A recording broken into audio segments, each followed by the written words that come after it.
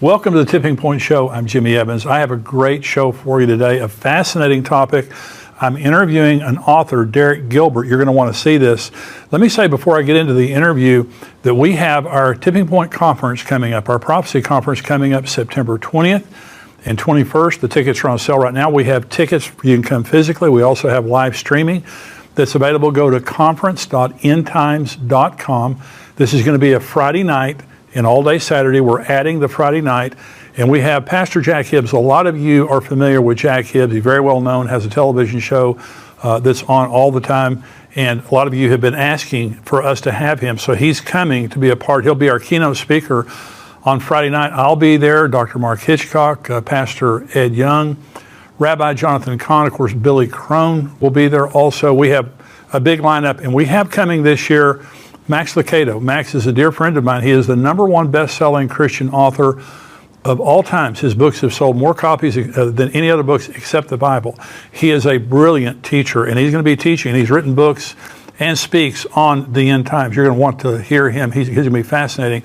So we've got a great lineup of speakers. I want you to be a part of it. So go right now to conference.endtimes.com. You can select your seat there. We have all different kinds of pricing and seats available. And so you need to get it while they're still available because we're expecting this to fill up this year. Go right now to conference.endtimes.com. Want to see you there.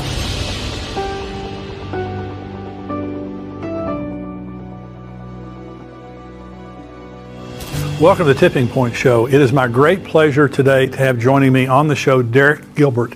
He's the co-host of Unraveling Revelation with his wife Sharon. They've co-authored the books Veneration and Giants, Gods, and Dragons. And he's joining me today to discuss his most recent book, The Second Coming of Saturn. Derek, thank you for joining me today. It is an honor. Thank you for having me. Well, what I love about your book, and I've heard people talk about things like you have in your book, but this is so pertinent to the days that we're living in. There is a presence of evil. Your book, by the way, is called The Second Coming of Saturn. And you're going to explain what this is, but it's very, very fascinating.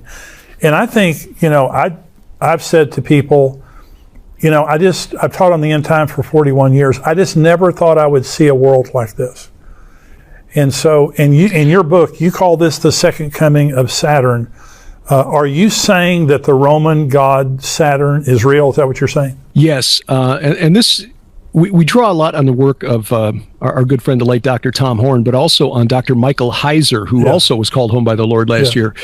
His book, the Unseen Realm, and then other books that kind of built on that foundational research, like Reversing Hermon and his readers' companions or his commentaries on the book of First Enoch, really help us to understand what was in the mind of the Hebrew prophets and the apostles and the early church fathers, for that matter. They understood that the pagan gods of their neighbors, such as Saturn, Jupiter, Apollo, were real entities, but they were fallen angels. And I think we can agree that Satan is one of those fallen angels. Jesus, in fact, in the New Testament, identifies him. When he was accused of casting out demons by the power of Beelzebul, which means Baal the prince, he says, if Satan casts out demons by his own power, how will Satan's kingdom stand? So he's connecting Satan to Baal. He also does it in Revelation chapter 2, the letter to Pergamum, where he says, I know where you live, where Satan dwells. That's a reference to the great altar of Zeus. Well, Zeus was the storm god and the king of the pantheon for the Greeks, just as Baal was the storm god, king of the pantheon for the Canaanites. So we know Satan, as a fallen angel, was Zeus, Jupiter, Baal, Saturn.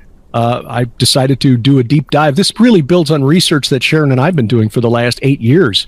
Who was this entity Saturn? What role does he play? And when we start pulling on the historical threads and what the apostles, the prophets, the early church knew, what the pagans around ancient Israel knew, we can identify this character, I think, as the leader of the rebellion in Genesis chapter 6, described very briefly in 4 verses in Genesis, the leader of the sons of God, these fallen angels who came to earth commingled with humanity.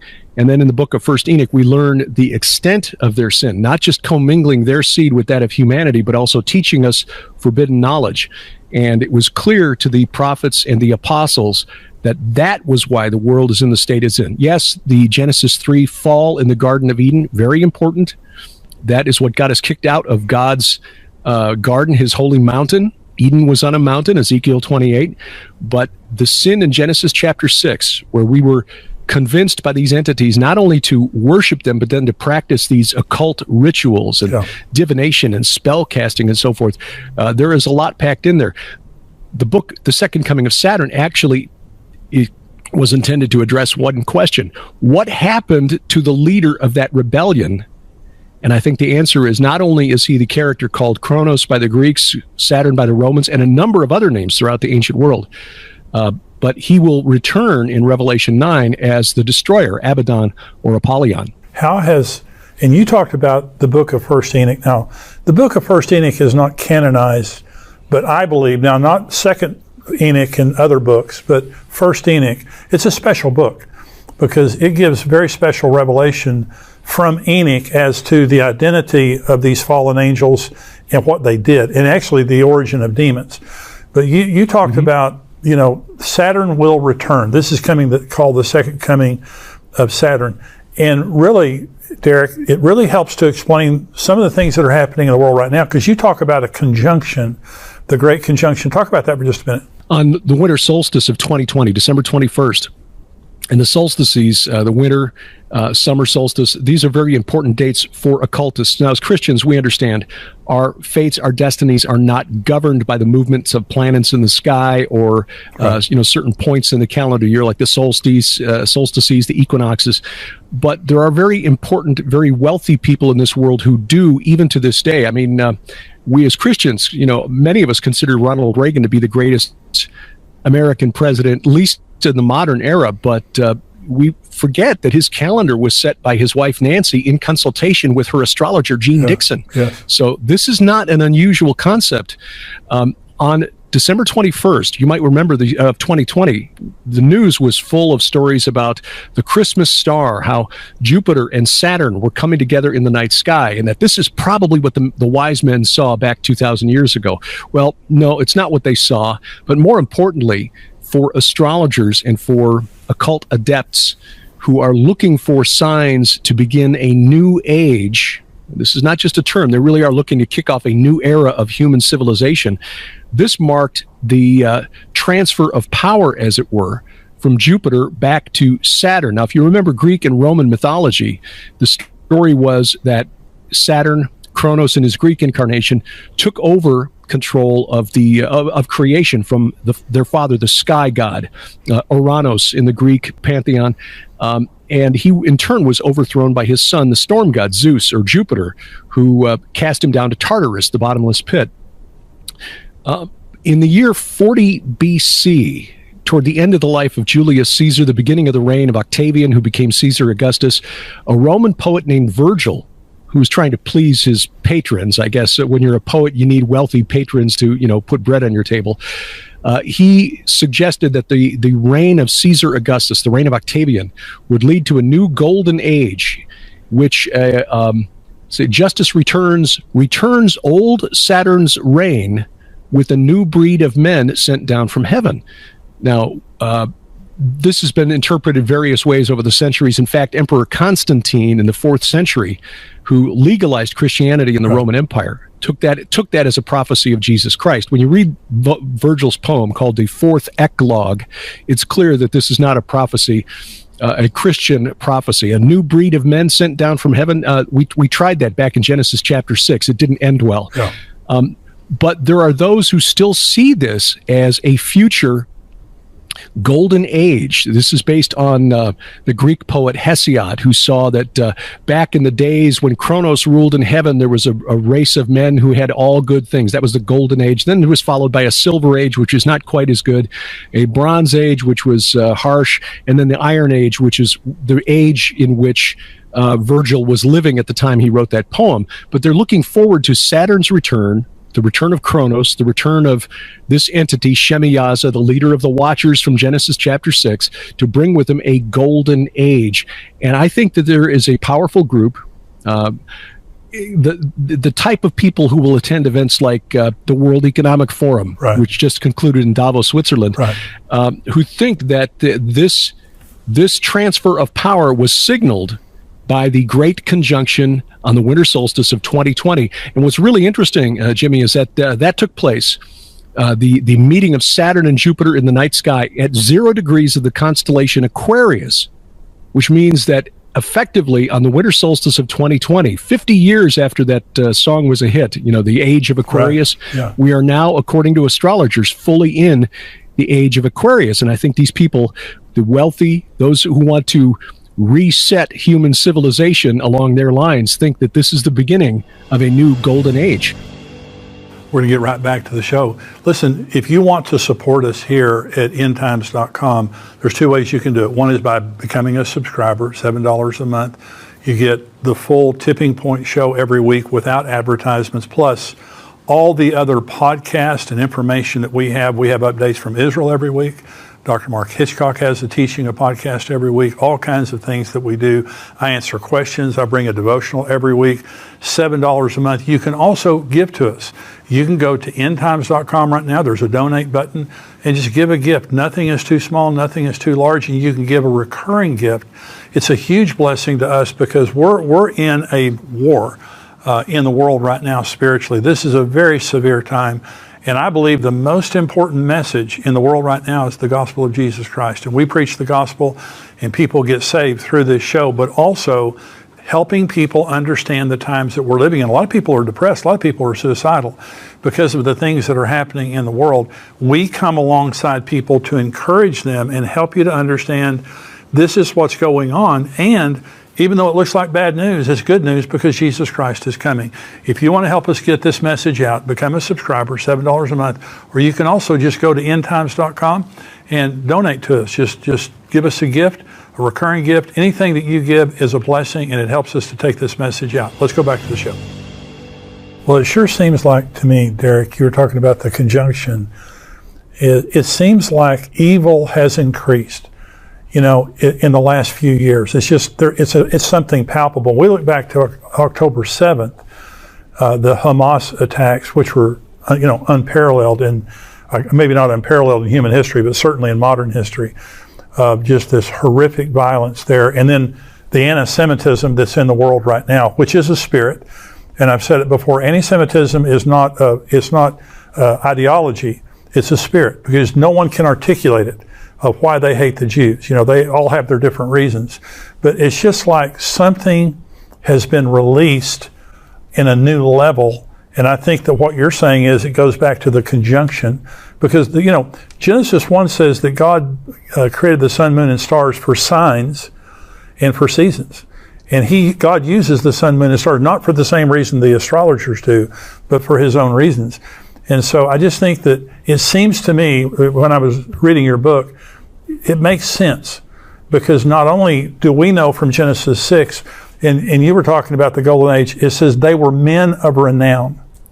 And I was reading, and this is Genesis 6, it talks about there were giants on the earth, men of renown.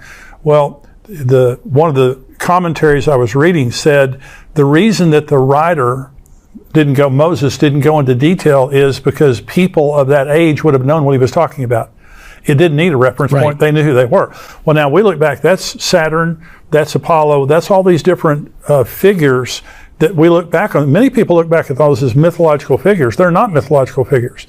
Those were actual figures. So go ahead with what you're saying. How does this, the conjunction and what you're talking about, how does this affect us today? Well, I think you hit on one aspect of it with the attack on October 7th by Hamas. And we just want to acknowledge that friends of ours who've led several of the tours that Sharon and I have taken to Israel are now serving in the IDF reserves. So you got men who, not to insult them, but they're years past their peak fighting age, who are now, and women too, who are now serving in the reserves.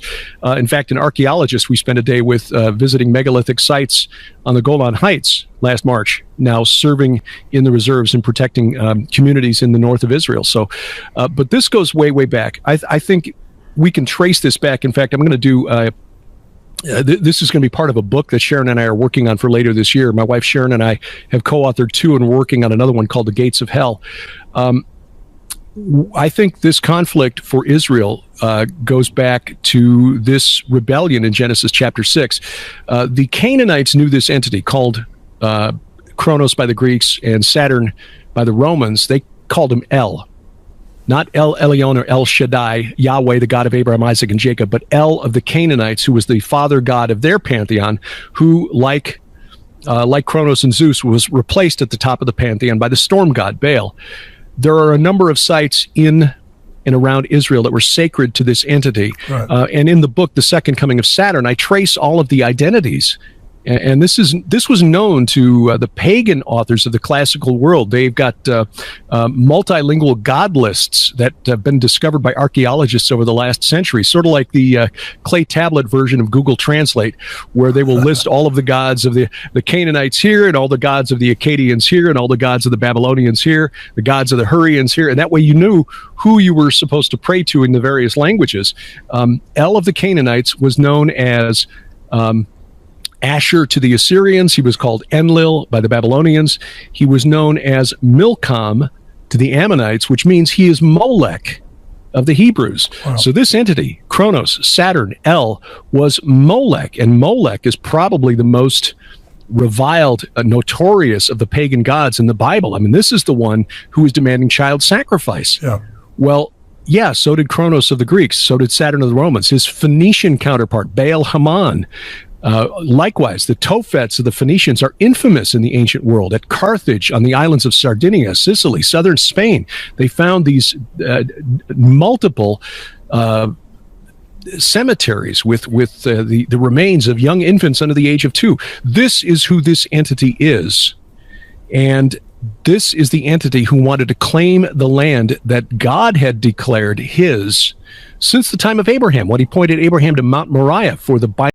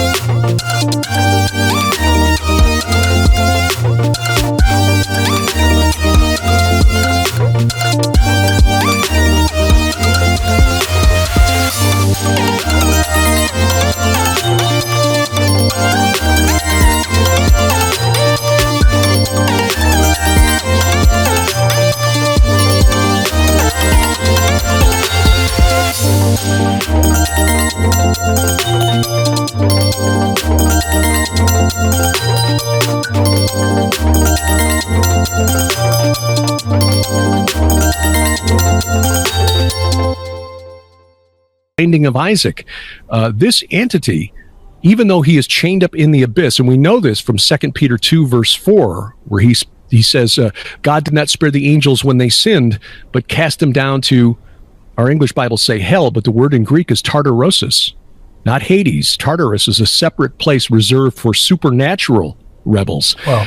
This entity and his colleagues from Genesis chapter 6, those sons of God, they are the entities in Tartarus. In other words, the titans of the Greeks and the Romans are the watchers, the sons of God from Genesis chapter 6. Same group, just the Bible has the real news version, and the mythology we were taught in high school is the fake news version.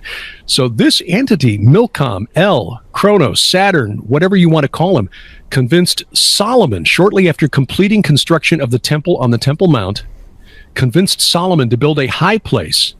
He built several, actually, one for Astarte, one for Chemosh, but one for Milcom, Molech, Enlil, El, etc., on the Mount of Olives to the east. And anyone who's been to Israel knows that the Mount of Olives is higher than the Temple Mount. Right. So when you opened the door of Solomon's temple, you would look across the Kidron Valley and look up on this high place for this entity, Molech. And Jesus, I think, signaled the importance of this long war against this particular entity by what he did during the final week of his life, where he spent the last week of his life dividing his time between teaching in the temple, on the Temple Mount, and teaching on the Mount of Olives. He raised Lazarus from the dead there. He delivered the Olivet Discourse, his longest teaching on what would happen in the end times, on this mountain. He was arrested there. He was crucified there, buried there, descended into the abyss, according to 1 Peter 3:19, where he proclaimed to the spirits in prison. He basically went down and declared victory over this entity, Saturn, Kronos, El, Molech. And then he was raised up again, and according to the Gospel of Luke, he ascended into heaven from Bethany, which is on the Mount of Olives. And of course, Zechariah 14 tells us he returns to the Mount of Olives. So this entity, El of the Canaanites, with his holy place on Mount Hermon, which is the northernmost mountain in Israel and the highest mountain anywhere near Israel. A scholar referred to it as the Canaanite Olympus. To think about it that way, is where the Canaanites believe their gods met. That's where Jesus went for the transfiguration. Right. At the base of that mountain, Caesarea Philippi, is where he declared his divinity. Blessed are you, Peter.